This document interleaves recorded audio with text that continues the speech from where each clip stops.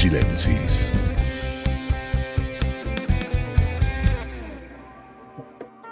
Bienvenidos a un nuevo capítulo de Jutzpah Chilensis. Este es el primer capítulo que hacemos realmente en guerra, de forma grabada. Hicimos un capítulo en vivo para actualizar dentro, si no me equivoco, era la primera semana de la guerra, que creímos que era necesario, más que preparar un capítulo bajo el formato de siempre, hacer un especial y conversar directamente sobre las cosas que estaban pasando. Ahora ha pasado, ya estamos en el día 68 de la guerra, si no me equivoco. Estamos hoy día en la sexta vela de Hanukkah. Han pasado muchas cosas. Nosotros también hemos pasado por muchas cosas. Estuvimos en Chile un periodo haciendo distintos tipos de trabajo, tanto de prensa, como vocerías, como trabajo político con nuestros aliados en el Congreso de Chile. Así que tenemos bastante que hablar. Vimos también la situación de antisemitismo en Chile, vimos la situación quizás de extremismo de las ramas más radicales y representativas de la comunidad palestina en Chile.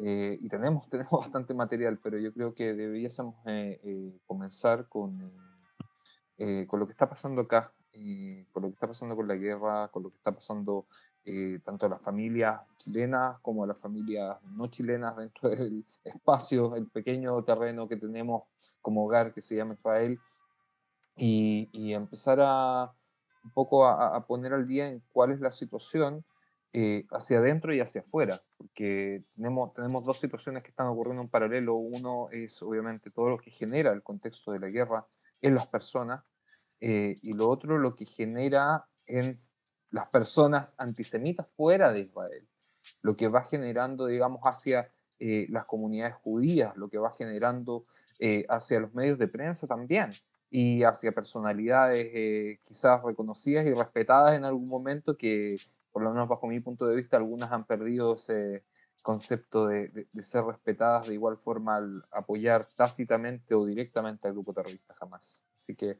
Hernán, acabo de tirar una cantidad de temas impresionantes, así que por favor ayúdame a ordenarlo para que la gente no se vaya a todos lados. Bueno, yo me gustaría partir desde arriba para abajo, desde la cabeza del tema de los chilenos, Chile e Israel en este conflicto, que es el presidente Boric. ¿Okay? El presidente Boric ha sido eh, una persona que se ha demostrado distante de Israel desde el principio en su función. No vamos a mencionar su actitud agresiva hacia Israel anterior como diputado. Vamos a referirnos solo a su rol como presidente. En ese sentido, su obligación hacia los chilenos era como hacia cualquier comunidad de chilenos en el extranjero que estuvieran en una situación similar. Si bien recordamos un gesto positivo que fue el envío de los aviones de rescate, que en ese momento era necesario porque habían una cantidad de inmigrantes católicos en el país que estaban atrapados, también en la zona de Palestina, y era importante resolver el problema. O sea, abrió a través de esa puerta, digamos, una opción también a familias o a personas que por a veces motivo decidieron salir del país en ese periodo, en el periodo de guerra que en ese momento se estimaba que podía ser corto y al final no fue tan corto. Ese gesto tenía dos caras, porque con el correr de los días fuimos entendiendo que de alguna manera él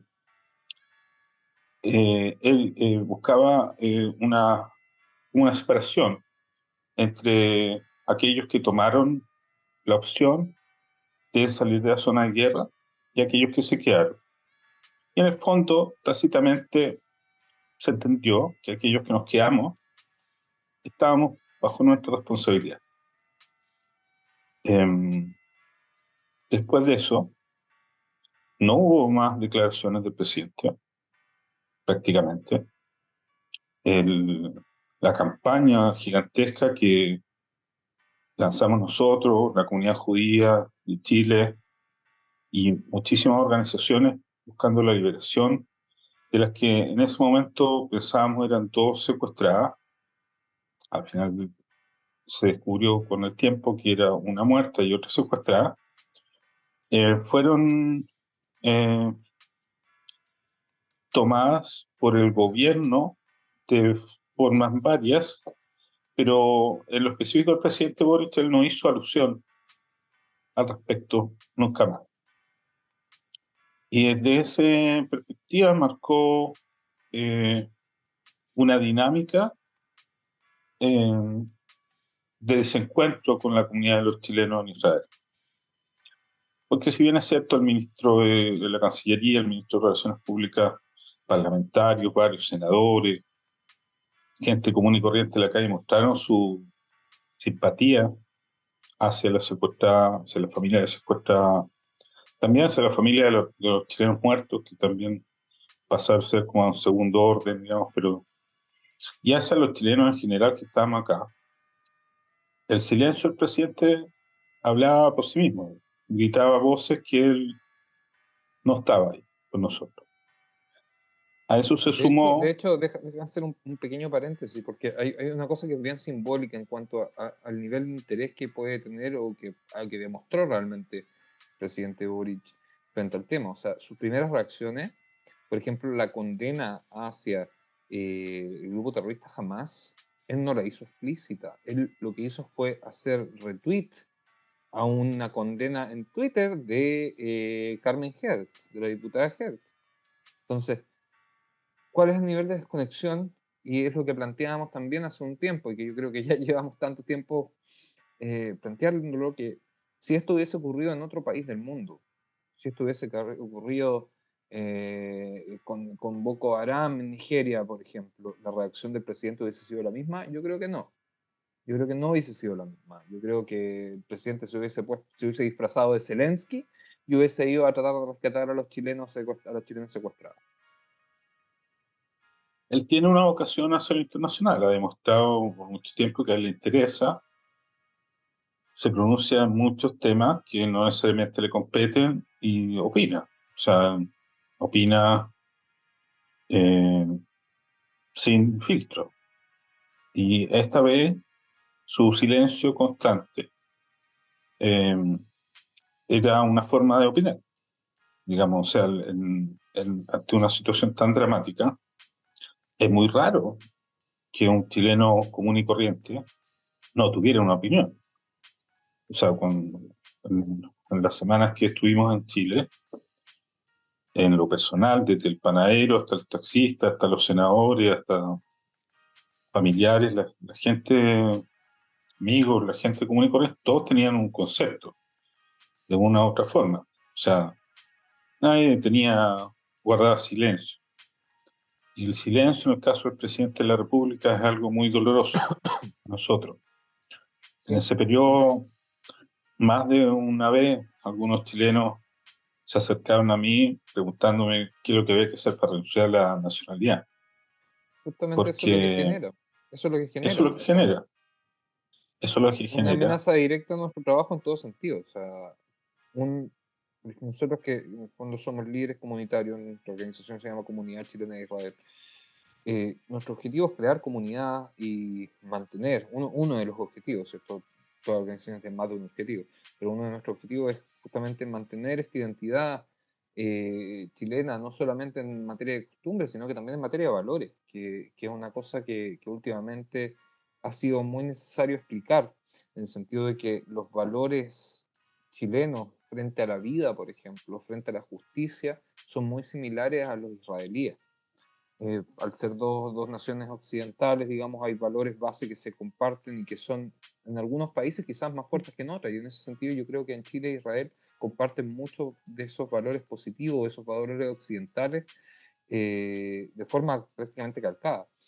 Eh, Y eso se contradice justamente con lo que estamos viendo, con lo que te genera a ti como chileno ver el gobierno de Chile representado en el presidente, por ejemplo, tomando una decisión como llamando a consulta al embajador, sabiendo que tiene 5 chilenos asesinados, sabiendo que tenía en ese momento una chilena secuestrada, siendo que tiene 10.000 chilenos, digamos, expuestos a los misiles constantes del grupo terrorista Hamas y del grupo terrorista Hezbollah en el norte, y de los hutíes en Eilat, que no deja de ser Eilat, estará lejos, pero siempre hay que mencionarlos porque hay bastantes chilenos viviendo en Eilat, y sobre todo ahora hay más todavía. Y eso sí Bueno, genera una situación. O sea, te me adelantaste, digamos, varias situaciones, porque él pasa este silencio a tener una posición activa, no en defensa de la secuestrada, no en protección ni acogida de las familias con fallecidos, tampoco en acogida a los chilenos que vivimos acá, sino en una identificación con el otro lado de la moneda. Claro, o sea, el gesto de retiro del embajador, no solo, perdón, llamada consulta, el subterfugio, digamos, diplomático que usan, eh, tenía el mensaje, era clarísimo. O sea, ¿cuántos países hicieron eso en el mundo? Chile. O sea, ni Colombia, siquiera. un Petro. No, bueno, ellos lo retiraron de una. Este llamado consulta era con. Eh, ¿Por qué me parece a mí más agresivo? Porque en el fondo te dejan una incertidumbre de cuál es el significado real del asunto, digamos. O sea, si él quería hacer un gesto diplomático, en general se usa este tipo de cosas para mostrar que hay un desacuerdo con alguna política específica del gobierno. El hecho de que se mantenga por tan largo plazo, o sea, de hecho todavía está allá, en el fondo condiciona la relación a el, el comportamiento de Israel en un periodo de guerra, lo que es una cosa eh, sin, sin mucha lógica, digamos. O sea, ¿quién es el presidente Boric para condicionar las relaciones entre dos países, digamos, tradicionalmente amigos, y, y más en esta situación de guerra? O sea, nosotros vimos en, en el periodo que estuvimos en Chile que es una opinión de él. O sea, yo no me encontré con nadie en Chile, de todas las decenas de personas que hablamos, que pensara algo así. Ni siquiera gente de izquierda o cercanos a las visiones de mundo del presidente tenían esas posiciones. Yo no sé Fuera, si estoy de fuera acuerdo contigo en eso. Hay un mm, tema de la normalización de la acción. Yo creo que si esto ocurriese con otro país, quizás la protesta contra el presidente frente a la decisión sería mucho mayor. Aquí tienes, o sea, tenía Iván Moreira que es que prácticamente la llamó situación es al ambigua, porque embajador. no es que lo retiró, entonces lo dejó como stand-by, entonces te hace más difícil la respuesta, porque en el fondo, ¿qué es lo que me estáis queriendo decir con eso? ¿Cachai? Claro, No pero en el hay, fondo es una posición, un posicionamiento internacional de Chile en un bloque que es ajeno a los intereses de Chile. O sea, hasta cierto punto hay que ver el tema, qué sé yo, con China, etcétera, pero, o sea, hace un par de días en el cambio de mando de Argentina estaba el presidente Boric sentado al lado de Zelensky. Y esto posiciona a Chile, esa acción de llamar a consulta al embajador posiciona a Chile justamente a nivel de escala de conflicto global, no muy cerca de Zelensky, todo lo contrario, lo bueno, por posiciona eso en cercano el a Putin. fondo lo que él hace es una señal confusa, como muchas de las señales que da él en muchos aspectos de la vida política nacional o internacional. Porque claro, o sea, condena la dictadura, pero no tuvo ningún problema de ir a pasearse por China en su momento, buscando inversiones. Eso no tengo ningún problema. O hablar de otras situaciones también que son cuestionables, o sea, como mantener relaciones con Irán, son cosas que a él no le hacen ruido, porque mantiene siempre un estándar bien poco claro respecto a lo que quiere significar con su acto. Ahora, en el caso de Israel fue bastante más claro, o sea, el aislamiento virtual en que deja al embajador de Israel en Chile eh, es otro elemento también muy significativo. Entonces, volviendo al tema, el presidente él, hace esto y de alguna manera da pie a eh, la vindicación o reivindicación de posiciones antisemitas. ¿Ok? Absolutamente. Esta ambigüedad deja un espacio, que es un poco lo que queríamos tratar en este tema, digamos, ver cómo el antisemitismo se alza en Chile, en el mundo también, pero en Chile en particular, a través de ciertas situaciones. ¿Ok? Nosotros estamos acostumbrados a hablar de las redes sociales, donde siempre el antisemitismo ha sido activo en Chile, es notorio, está medido, está cuantificado, está estudiado, pero el, curiosamente, en los momentos iniciales de la guerra, dado que es el mismo Hamas que establece el escenario de batalla en las redes sociales al transmitir, digamos, de esta forma grotesca y sádica sus actos perversos en las redes, digamos, al no tener ningún filtro en mostrar la crueldad más absoluta frente a todo el mundo, es en ese acto donde ellos establecen una zona de batalla, y una zona de batalla que en Chile en los primeros momentos se va en contra de ellos. O sea, el chileno común y corriente, católico o laico, vio en esto una atrocidad. No tenía forma de encontrarle el punto bueno, digamos. Ni siquiera los palestinos en un principio tuvieron mucho como comerse esa banderita.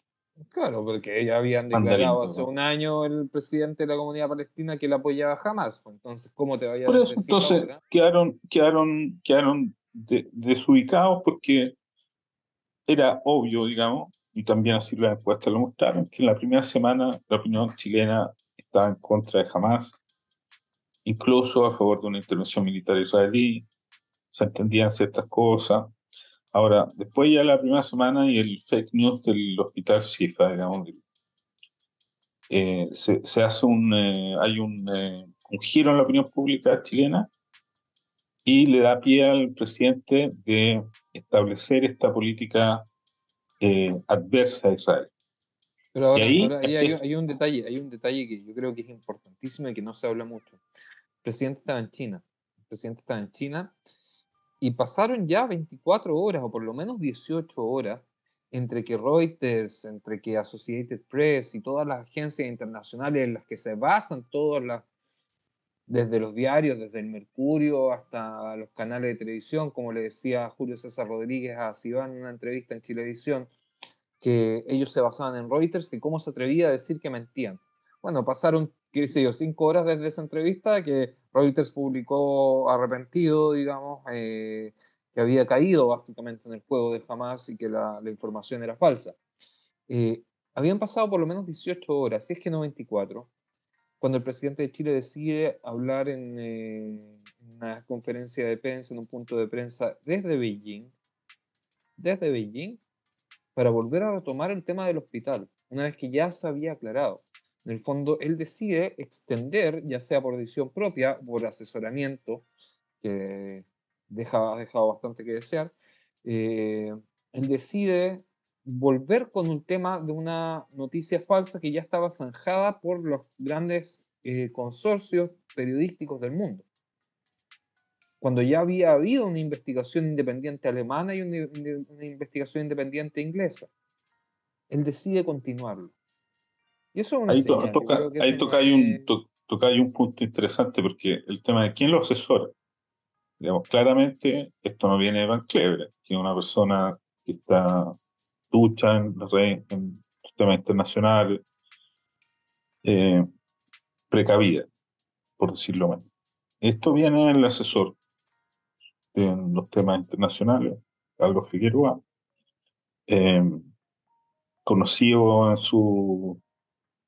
en su actuar anti-israelí, digamos. Él estuvo involucrado directamente en el primer incidente con el embajador Azrieli, cuando se le rechazan o se le hace este desplante cuando va a presentar sus cartas diplomáticas. Ya Ojo, desde ahí ese momento, déjame hacer un paréntesis que yo creo que es necesario y que me di cuenta estando en Chile que mucha gente lo confunde. Muchos creen que todo esto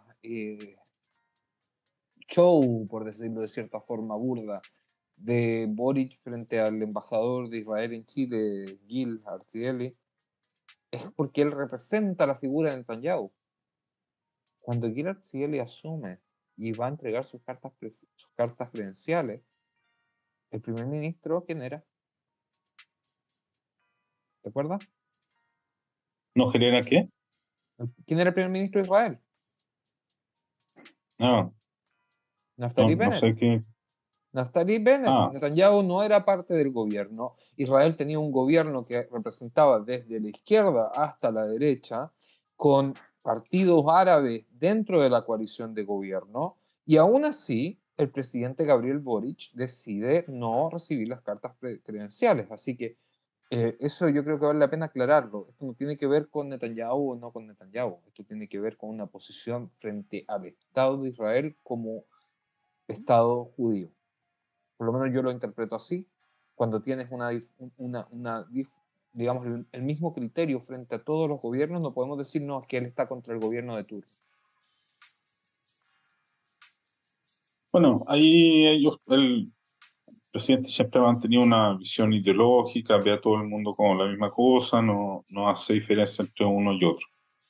Eh, a lo más, si recordamos esa entrevista antes que fuera presidente que dio a la comunidad judía de Chile, en que él establecía que habían dos tipos de judíos, los judíos buenos y los judíos malos, y Claro. si extendiéramos esto hacia la política internacional, podrían haber israelíes buenos y malos, pero todavía no le veo hablar con ninguno de los que él piensa que son buenos.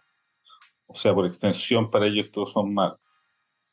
En esa visión maniqueísta del mundo, digamos, de la política del Medio Oriente, él entonces se traba en una actitud de la que hasta ahora no ha salido, y al parecer tampoco va a salir.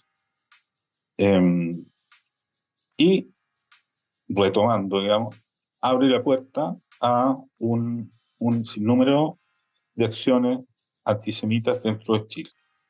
Quizás la que nos tocó a nosotros presenciar de casualidad, digamos, fue bastante llamativa, digamos, una de las caravanas organizadas por la comunidad palestina, una caravana de autos, en la que aparecen una persona con una bandera Hamas y con los cintillos estos propios de los No, y Hamas. parado arriba de un auto. Ese yo creo que en el fondo es la imagen, la caricaturización que ellos perciben del conflicto en Medio Oriente. Están tan desconectados que, o sea, es como, no sé, disfrazarse de un torturador de la dictadura de Pinochet o disfrazarse, no sé, pues de un asesino directamente. O sea, no hay O no hay sea, un tema de yo, yo, redención ahí. yo creo que vale un poco la pena explicar en general que siempre la posición del gobierno de Chile ha sido esta cosa de hacer, apoyar un esfuerzo de paz para la creación de un Estado palestino y un Estado judío. Ujú. Entonces, el hecho de que aparezcan estos personajes reivindicando a Hamas, en el fondo, Hamas reivindica una posición que es contraria a eso. O sea, Hamas no busca la creación de dos estados, Hamas busca la creación de un califato musulmán. O sea, no le interesa que haya un Estado laico palestino, no le interesa que haya un Estado judío, quiere que la solución sea otra.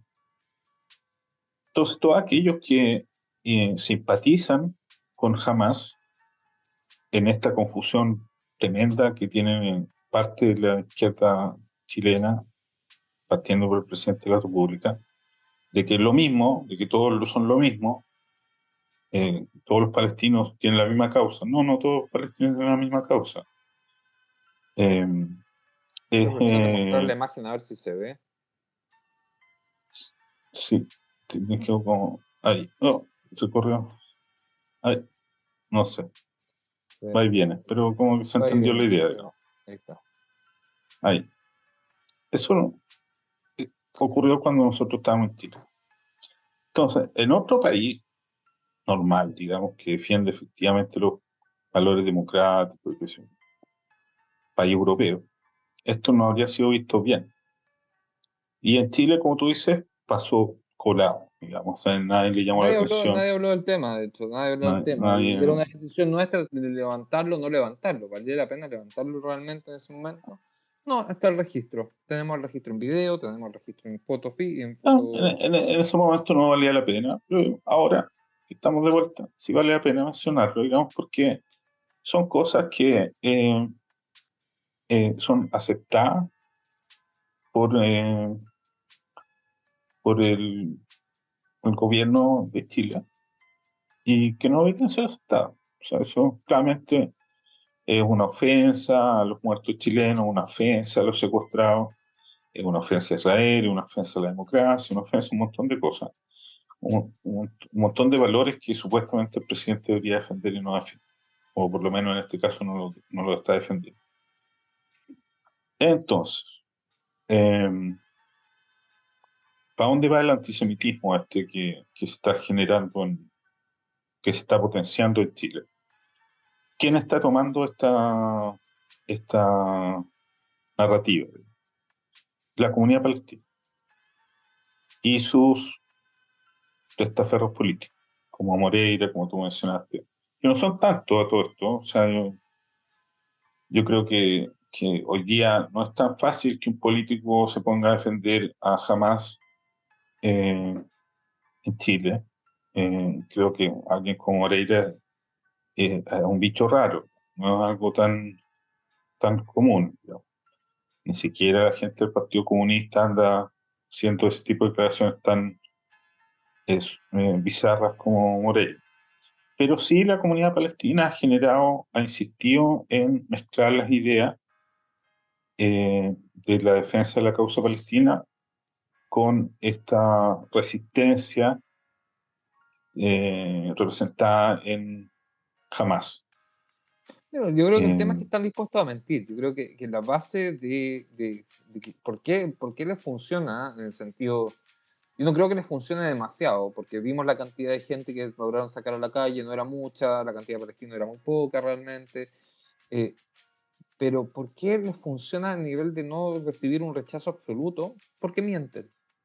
Porque mienten, porque si nosotros vemos, yo hice el ejercicio hoy día de revisar las redes sociales de la comunidad palestina de Chile.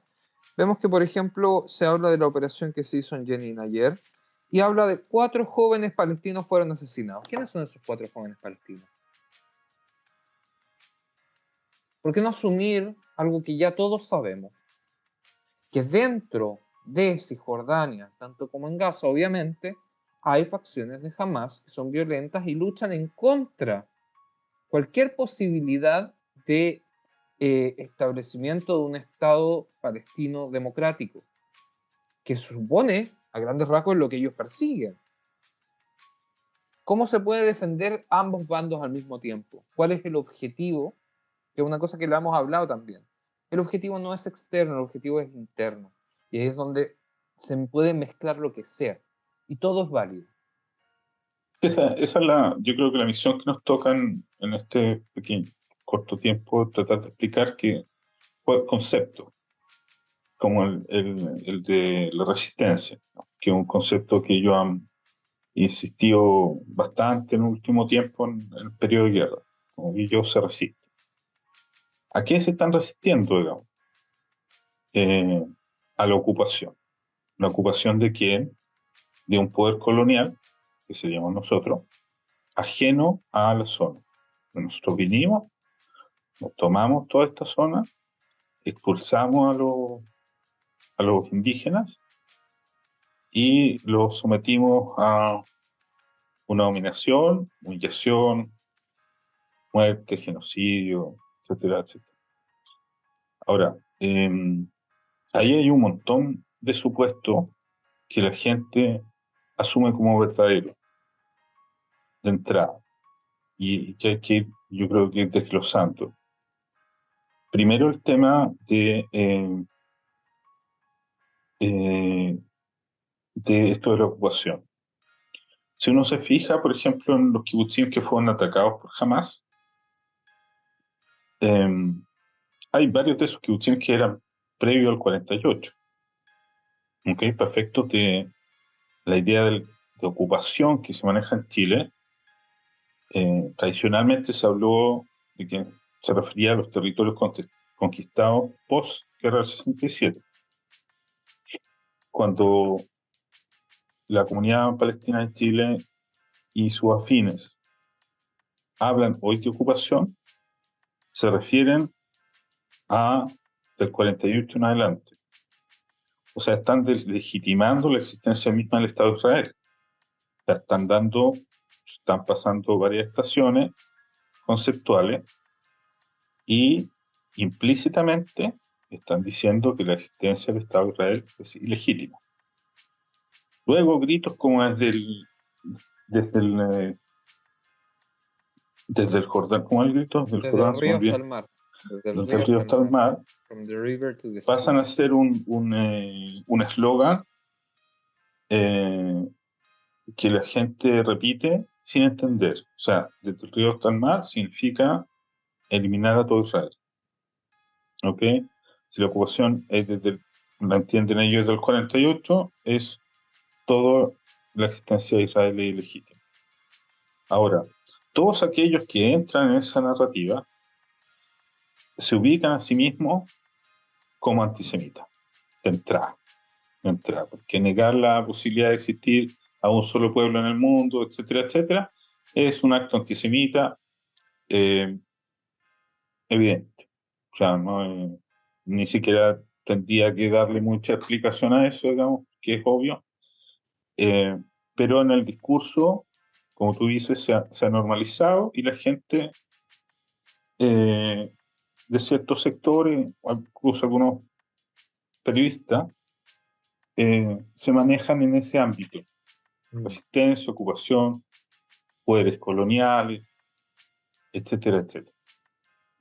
Entonces, el hecho mismo de que existían kibutzim antes del 48 es una prueba de que eso no era así. Y también el hecho mismo de que jamás eligiera atacar a estos kibutzim no es tampoco aleatorio. Es porque ellos quieren bombardear la idea misma de coexistencia. Que muchos de estos kibutzim, muchas de las personas que vivían ahí representaban esta voluntad de vivir juntos y buscar una forma de solucionar esto que implique el reconocimiento mutuo. Entonces, este salto como conceptual que da la comunidad palestina, en el fondo es una declaración de guerra total contra la posibilidad de que los palestinos, o los árabes en general, puedan vivir en paz con Israel. Y eso me parece una gravedad increíble, digamos. Y quizás ese sea el punto que es más desafiante para la democracia chilena en este momento. Entender que hay elementos, una comunidad organizada, grande y poderosa en Chile que está actuando activamente, muy activamente, para destruir a una democracia, en este caso la democracia de Israel. O sea, Mira, eso no debería ser aceptable. no, para nada. O sea, mira, hay un tema que viene desde Boric hasta el último activista pro-palestino de Chile y es el concepto de genocidio. Que no sé cómo no se dan cuenta, o sea, nos gritaban genocidas el 2011, nos gritaron genocida el 2012, nos gritaron genocida el 2014, nos gritaron genocida el 2018, nos gritaron genocida el 2020, el 2021. O sea, ¿cuánto necesitan para darse cuenta que están utilizando un eslogan y no un concepto real, digamos? que es una situación que ha ocurrido, y no solamente al pueblo judío le han ocurrido genocidios. O sea, el volumen de asesinatos, el volumen de muertes no se corresponde con nada. Y sobre todo si contamos que las cifras hoy día vienen de Hamas y que ya los engañó a todos. Yo creo que hay un tema ahí de utilización que no se gasta. Así que eso es lo que a mí me llamó la atención, porque cuando empezó esto y empezaron los primeros acusaciones de genocidio después de los 10 días que esperó Israel para empezar su incursión militar en Gaza, o sea, no se gasta el concepto, digo yo. O sea, si en 2014 nos Mira, acusaron de generar un genocidio, o sea, ahora de nuevo lo mismo, y espero que no ocurra, pero si llega a haber otro conflicto también nos van a acusar nuevamente de genocidio. Entonces, el sentido de genocidio se pierde absolutamente.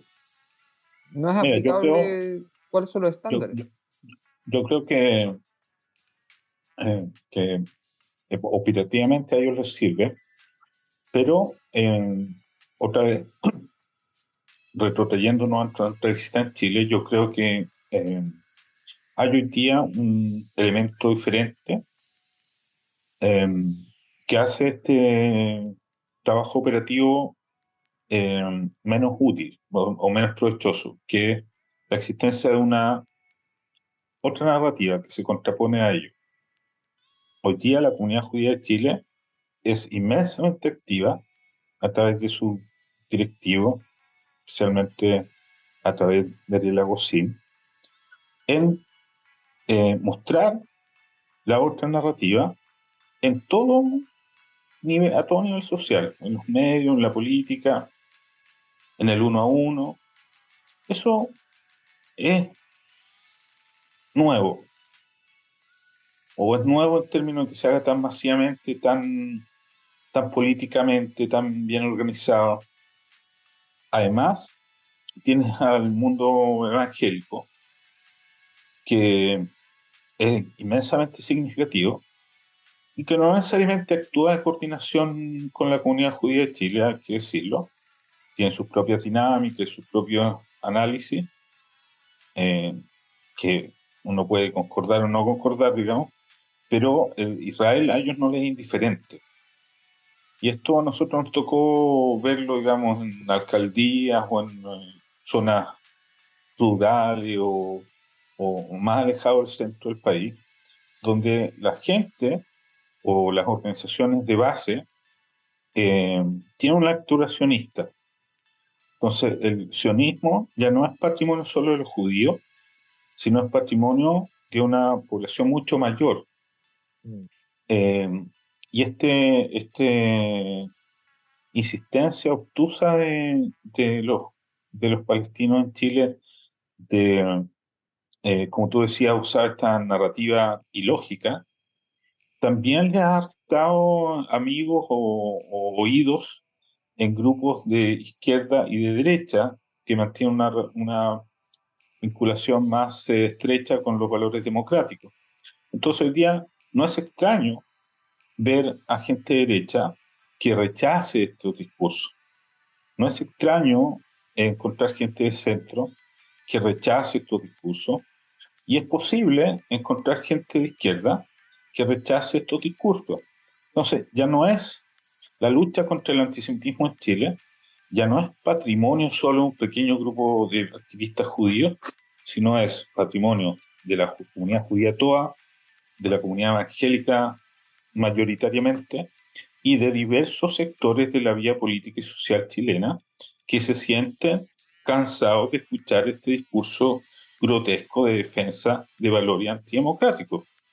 Y Mira, eso sabes que yo yo creo creo que que es, pensándolo ahora lo que estáis planteando, hay una cosa que a mí me ha llamado la atención bastante, y lo hablo bastante con los jóvenes cuando hablo de antisemitismo en Latinoamérica, y es como la comunidad palestina a lo largo de los años se ha destacado por, digamos, incurrir a una división política nacional frente al conflicto. Están los buenos y los malos, están los parlamentarios o los candidatos en elecciones, en tiempo de elecciones, los candidatos que apoyan la causa palestina, y los que apoyan el genocidio, los buenos y los malos. Al final esa dicotomía les termina jugando en contra, porque en el fondo cuando tú identificas a alguien que no tiene que ver con tu causa, o que no tiene que ver con el conflicto, porque estamos hablando de políticos chilenos, en este caso, por ejemplo, que están a 15.000 kilómetros de distancia de la zona de conflicto, que no tienen una relación directa con la zona de conflicto, que quizás no tienen ni parientes palestinos ni parientes judíos. Y los identificas como un enemigo, en el fondo también te ganas un enemigo. Totalmente. O sea, cuando ellos hacen bullying a los parlamentarios o a los senadores o diputados, que tienen una visión más ponderada, ni siquiera te digo pro Israel, tienen una visión más ponderada del asunto, y van activistas palestinos como la señora Pla a amenazarlo o a acorralarlo o a insultarlo, eso ya no tiene que ver con el conflicto del Medio Oriente, tiene que ver con una forma de entender la vida social en Chile y la política en Chile, de no aceptar a alguien que piensa diferente a ti, de no aceptar a alguien que tiene una lectura de la política internacional diferente a ti. Y eso va más allá del antisemitismo, va más allá del... toca a cualquier chileno, ¿verdad? Y que quiera vivir en una república normal. No puedes tú convivir o dejar que circulen personas que no solo apoyan el terrorismo internacional, sino que además denostan a los políticos que tratan de defender la república. Entonces, hay un problema que la gente está dando cuenta. Y si bien es cierto, el antisemitismo aparece, mi sensación es que hoy día las fuerzas democráticas, por llamarlo de alguna manera, o que están en contra de los totalitarismos, eh, tienen cada vez más conciencia de que la defensa de Israel está ligada a la defensa de los valores democráticos, está ligada a una cierta forma de entender la cultura, de entender la política, de entender el, la, la religión, de entender los valores. Y no son apáticos, que era, yo creo, uno de los grandes problemas que siempre se tuvo en la lucha contra el antisemitismo en Chile, que en realidad se focalizaba como un problema particular de una población muy pequeña. Hoy día se entiende que esto va ligado, que una cosa va ligado con otra, que el antisemita también es un antidemócrata, que el antisemita también atornilla al revés en Chile. Y entonces, mi lectura final, que ya no estamos, somos buenos para hablar, entonces nos cuesta terminar, digamos, es que a pesar de que ocurrió todo lo que ocurrió, lo que se viene en las relaciones entre Chile e Israel tiene un pronóstico mejor. Obviamente el presidente, hasta que esté ahí, siempre que esté ahí, va a ser un problemón, pero los movimientos sociales o las organizaciones sociales están despertando, y mi pronóstico es que va a haber un escenario diferente, mejor. No sé cómo tú lo ves. Mira, yo creo que sí hay como que se perdió un poco el miedo a decir abiertamente, no, mira, yo creo que eso quizás una de las consecuencias del 7 de octubre, que dejó a mucha gente sin, digamos, lo hizo perder el miedo en decir lo que apoyaban y lo que condenaban. El nivel de brutalidad fue demasiado explícito, fue demasiado directo, fue demasiado rápido también. O sea, una cosa que le repito como para que la gente en Chile la entienda a nivel de proporción. O sea, en 4 horas asesinaron a más de la mitad de los muertos totales en dictadura, digamos, asesinados y desaparecidos en dictadura de Chile en 19 años. En 4 horas. O sea, para que se haga una proporción del impacto que sufre un país completo frente a este tipo de barbarie. Y eso yo creo que generó un poco esa pérdida de miedo. De decir, sí, yo apoyo a Israel y estoy contra Hamas. Cosa que no implica que apoyen la solución de dos estados, como la mayoría de los israelíes lo hacemos, o que apoyen la creación de Estado palestino o que tengan algún resquemor frente a la actuación del ejército en ciertas cosas, según la información que reciben. Es todo muy válido, natural y absolutamente nosotros también estamos constantemente viendo qué pasa, cuáles son las decisiones del ejército, en todo sentido. Evidentemente para nosotros es un poco distinto, o sea, los soldados son nuestros hijos, nuestros padres, nuestros vecinos, hay una relación diferente con las personas, conocemos a nuestra gente y confiamos en ellos. Entonces eso no, para nosotros es mucho más fácil confiar que para lo que sería un extranjero, sea en Chile o en cualquier otro país del mundo, ¿cierto? Frente a cualquier conflicto armado, me imagino que debe pasar algo parecido. Pero yo creo que sí, el 7 de octubre, el sábado negro, generó un poco la pérdida de ese miedo a decir, sí, yo apoyo el derecho de Israel a defenderse frente al terrorismo. Quería, antes de que terminemos el capítulo, me gustaría que contaras el episodio con el senador Durresti, que a mí me pareció notable cuando estábamos en el Senado. No, Todavía mira, había... no quiero darle pie, digamos, a alguien que no lo va. Yo prefiero cerrar dando las gracias a todos los cientos y miles de chilenos que empatizaron con Israel y empatizan con Israel. Dar las gracias a todos aquellos que nos recibieron en sus casas, en sus organizaciones, eh, nos escucharon, nos abrazaron, eh, eh, se condolieron con nosotros. A todos aquellos que hicieron algo por la liberación de Mía, a todos aquellos que eh, abrazaron a Dani Karkovic en el drama de su hija y de su yerno. A todos ellos, mis infinitas gracias. eh, y espero que nos sigamos interactuando y trabajando juntos en, el, en pos de un Chile mejor y también de un Israel mejor.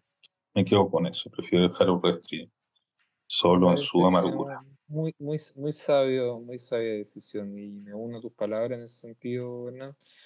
Yo creo que si hay algo que no nos esperábamos es recibir la cantidad, no te digo que recibir el cariño que recibimos, porque yo sabía que hay mucha gente que nos quiere, pero no estaba consciente de la proporción. Me sorprendió realmente la cantidad de cariño que recibimos, en el fondo no por ser nosotros, sino que por venir de Israel, por pertenecer a una comunidad de chilenos en Israel, por ser parte de acá y de allá al mismo tiempo. Y eso es algo que quizás va a ser imposible que nosotros se lo podamos transmitir a los chilenos de Israel, a todos, ¿cierto? Pero nos llevamos esta imagen y este sentimiento y este cariño que yo creo que por lo menos a mí me va a acompañar siempre. Una experiencia que no me imaginé que iba a ser así, a ese nivel, digamos. O sea, entrábamos muchas veces a lugares y salía con el corazón gigante, lleno de cariño, amor, no solamente una especie de condolencia por lo que se estaba pasando, sino que de real comprensión y real energía positiva, aunque suene, digamos, demasiado esotérico, pero con una cantidad de amor que es inconmensurable. Entonces, eso se valora, se siente y yo creo que hablo por los dos, que nos va a acompañar siempre como experiencia y esperamos algún día poder devolverlo. Si eso es lo que yo le decía a la gente, espero algún día poder retribuir este cariño que me estás entregando.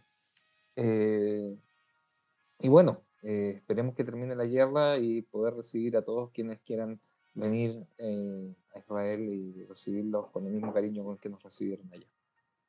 Muchas gracias a todos ustedes. Y eso, terminamos este capítulo de Jutzpah Chilenses. ¿Nos comprometemos o no nos comprometemos, Hernán?